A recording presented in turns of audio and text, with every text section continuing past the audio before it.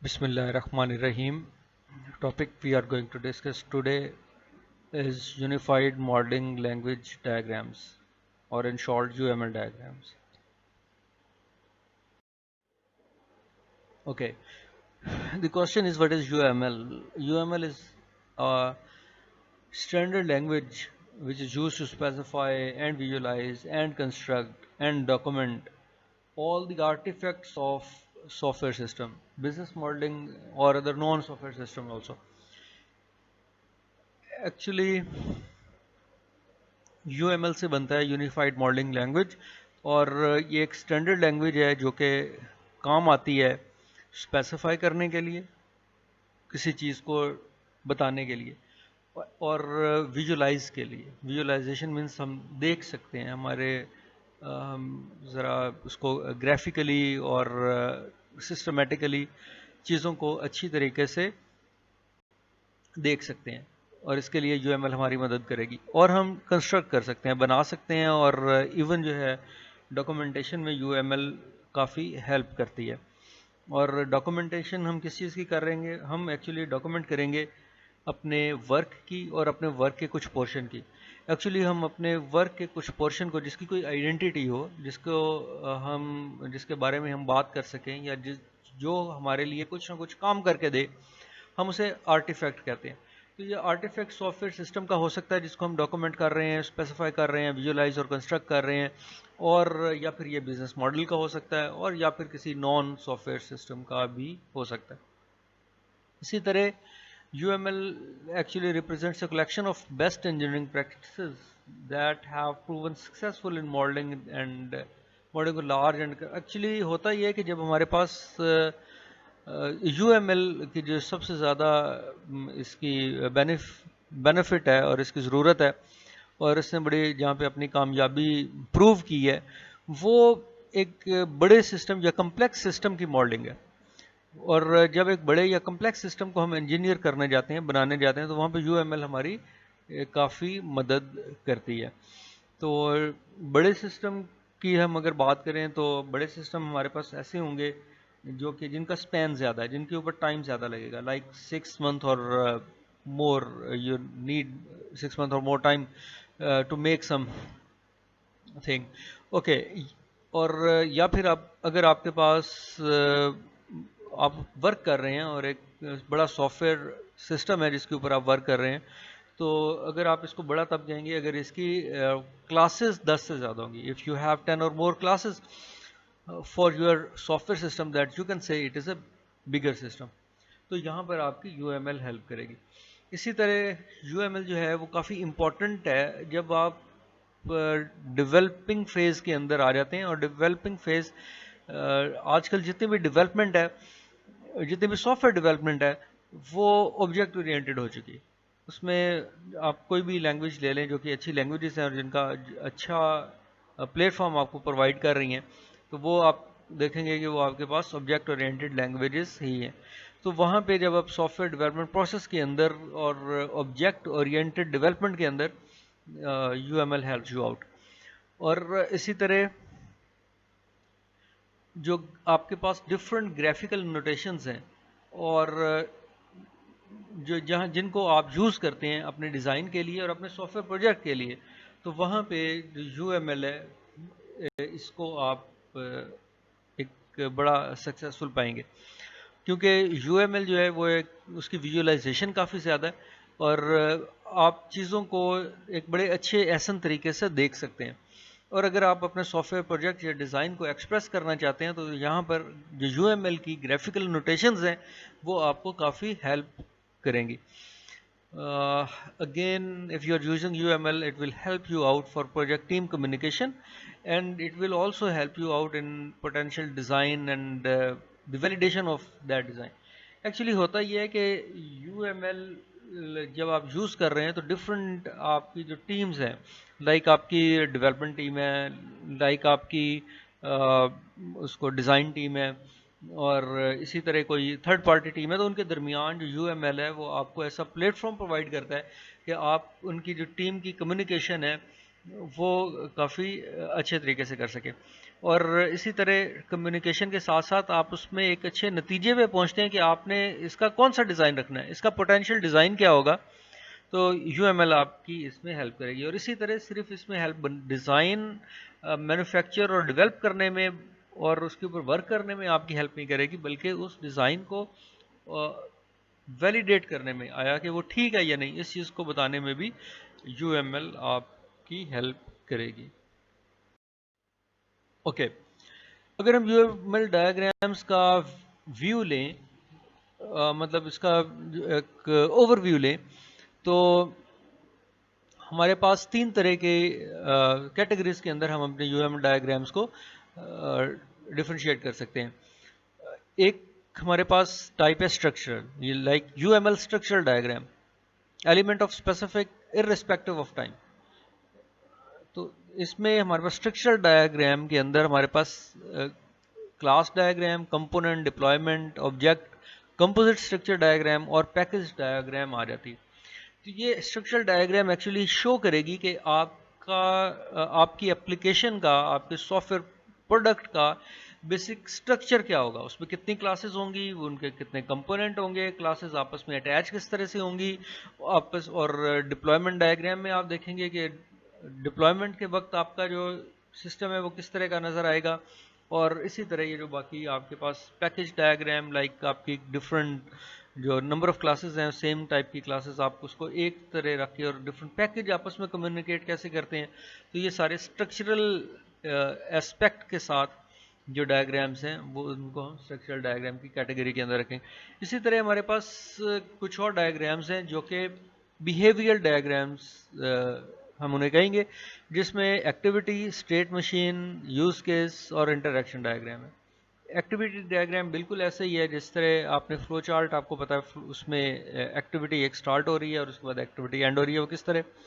और state machine में machine की एक्चुअली स्टेट क्या थी जब सिस्टम की एक स्पेसिफिक टाइम के ऊपर वर्किंग के अंदर, उसमें कौन कौन सी स्टेट हो सकती है, स्टेट मशीन डायग्राम आपको ये बताएगी। इसी तरह use case diagram behaviour diagram है, आपका सिस्टम बिहेव कैसे करेगा। एक्चुअली यूज केस पूरा सिनेरियो आपको बता रहा होता है कि सिस्टम के साथ इंटरेक्शन किस तरह से कर। और इंटरेक्शन डायग्राम भी आपकी बिहेवियरल डायग्राम है।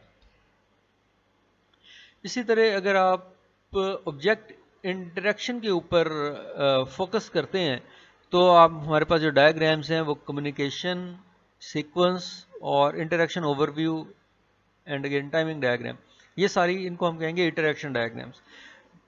इंटीग्रेशन को कोलैबोरेशन डायग्राम भी हम कहते हैं। इसी तरह सीक्वेंस डायग्राम में हमारे जो क्लासेस हैं उनकी वर्किंग और उसका सीक्वेंस आएगा। इंटरेक्शन में आपका सिस्टम, आपको किस तरह से आप उसके साथ इंटरेक्ट करेंगे और क्या रिस्पॉन्ड होगा, वो यहाँ से सिस्टम इंटरेक्शन डायग्राम से आपको पता चलेगा। और हमारे पास टाइमिंग डायग्राम भी इंटरेक्शन डायग्राम की एक टाइप है। ओके, फॉर एग्जाम्पल अगर हम डिस्कस करें क्लास डायग्राम को, UML class diagram show the classes of the system, their inter relationships and operation and attributes. Class diagram के अंदर हमारे पास जितनी क्लासेस सिस्टम के अंदर हैं हम वो शो करेंगे कि ये हमारे पास इतनी क्लासेस हैं, उनका नाम लिखेंगे। इसी तरह उन क्लासेस के आपस में रिलेशनशिप कौन सा है ये बताएंगे। और क्लास कौन कौन से ऑपरेशंस, कौन कौन से मेथड उसमें परफॉर्म हो रहे हैं, कौन से फंक्शंस परफॉर्म हो रहे हैं वो बताया जाएगा। और इसी तरह जो क्लास का एट्रीब्यूट है ये भी क्लास डायग्राम के अंदर बताया जाएगा। And class diagram explore domain concept in the form of domain level, and it analyze requirements in the form of conceptual and analysis model। होता ये कि आपके जो डोमेन कॉन्सेप्ट हैं वो हम इसकी जो डोमेन मॉडल क्लास है उसके अंदर हम देखेंगे। हमारे पास डिफरेंट टाइप की क्लासेस होती हैं, लाइक कुछ हमारे पास वर्किंग क्लासेस हैं, कुछ हमारे पास डोमेन क्लासेस हैं। तो डोमेन क्लासेस को अगर हम उनका नाम, उनका आपस में इंटरेक्शन, ऑपरेशन और एट्रीब्यूट शो करें तो वो हमारे पास उसका डोमेन कॉन्सेप्ट जो है वो पता चलेगा।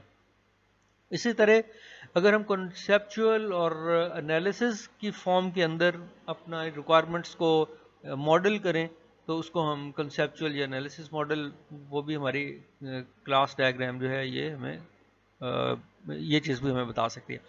इसी तरह क्लास डायग्राम एक्चुअली डिपिक्ट कर सकती है detail design of object oriented और ऑब्जेक्ट बेस्ड सॉफ्टवेयर का। अगर आपको उसका डिटेल्ड दो तरह के, आप बुक के अंदर दो तरह के वर्ड्स देखेंगे, एक को हम कहते हैं डिटेल्ड डिज़ाइन और दूसरे को हम कहेंगे abstract design. Abstract design basically आपका स्ट्रक्चर है और या आर्किटेक्चर आप इसे कह सकते हैं। जब हम डिटेल डिज़ाइन की बात करते हैं तो ये डिज़ाइन का इंटरनल मैटर जो है हम उसकी बात कर रहे हैं, लाइक उसमें कितनी क्लासेस, कितने मेथड और उनके मेथड के अंदर कौन सी वर्किंग है, अगर हम इसकी बात करें तो इट मीन्स कि हम डिटेल डिज़ाइन के बारे में बात कर रहे हैं। ओके, ये आपके पास एक एग्जाम्पल के तौर पे क्लास डायग्राम शो की हुई है, जिसमें एक क्लास ये है जिसका नाम स्टूडेंट है, एक क्लास का नाम कोर्स है, एक क्लास का नाम एनरोलमेंट है। ओके, अगर आप एक क्लास को देखें तो क्लास में बेसिकली उसके क्लास को जब आप रिप्रेजेंट करते हैं तो उसके तीन पोर्शंस तो आपको मस्ट मिलेंगे। जैसे फॉर एग्जांपल ये एनरोलमेंट, क्लास का नेम, एनरोलमेंट डेट, ये बेसिकली वो फंक्शन है जो एनरोलमेंट डेट जो है ये बेसिकली उसकी जो डाटा टाइप है जो उसने यूज़ करनी है ये वो होंगे, या डाटा टाइप या एट्रीब्यूट्स जो हैं वो यहाँ पर इस पोर्शन में आएंगे। और इसी तरह एनरोल, ड्रॉप, कैंसिल, ये डिफरेंट फंक्शन है जो उसके, ये तीन आपके मस्ट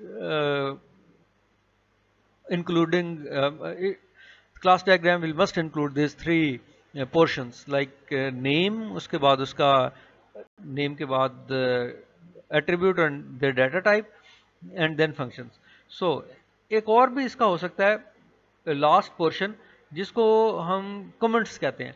फॉर एग्जांपल आप स्टूडेंट की क्लास में देखेंगे तो यहाँ पर आपके पास डिफरेंट ये वाला सेक्शन, इसका एक एक्स्ट्रा सेक्शन ऐड किया गया है जो कि चौथा सेक्शन है और इसमें कमेंट्स हैं, like constraint, like it must be 18 years of age or older to be a student. For example ये कंस्ट्रेंट जो है ये आपने उसको कमेंट सेक्शन के अंदर बता दिया।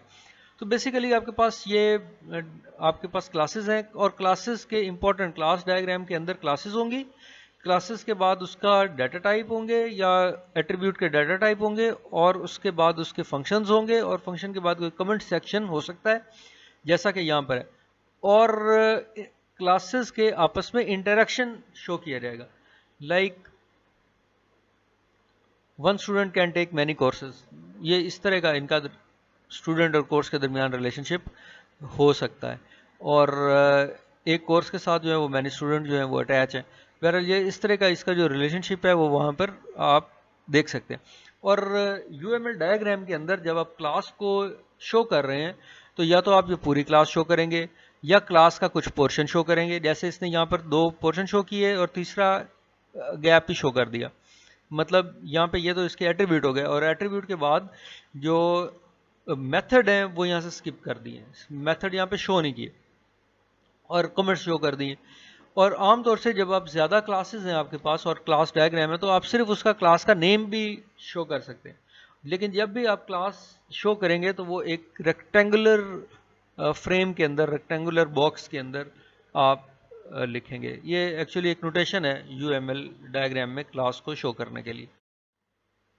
अगेन आपके पास जैसे यहाँ पे ये टीम एक क्लास है, एम्प्लॉय क्लास है, कंपोनेंट और एयरप्लेन की एक क्लास है और उसके बाद आपने इनका टीम के साथ रिलेशन, टीम का एम्प्लॉय के साथ, टीम का एयरप्लेन के साथ, कंपोनेंट का एयरप्लेन के साथ, तो ये सारे रिलेशन जो हैं ये यहाँ पर शो किए गए।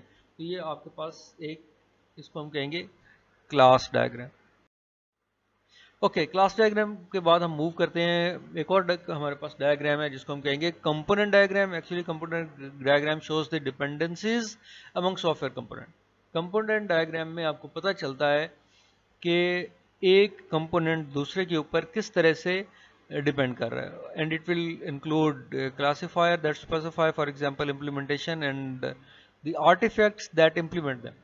सो सिर्फ डिपेंडेंसीज नहीं बल्कि इसमें कुछ क्लासिफायर जो कि शो करेंगे कि किस तरह आपने उसको स्पेसिफाई किया, किस तरह आपने उसको लिखा है, किस तरह आपने कोड किया है, तो उसकी इम्प्लीमेंटेशन जो है वो क्लासेस, इम्प्लीमेंटेशन क्लासेस जो है वो इंक्लूड की जाएंगी। और जो आर्टिफैक्ट हैं जिसने मदद दी है इम्प्लीमेंट करने में, कोड लिखने में, जिस तरह सोर्स कोड फाइल हैं, बाइनरी कोड फाइल हैं, एग्जीक्यूटेबल फाइल हैं और स्क्रिप्ट एंड टेबल्स हैं, तो ये सारी चीज़ें हमारे कंपोनेंट के अंदर आएंगी।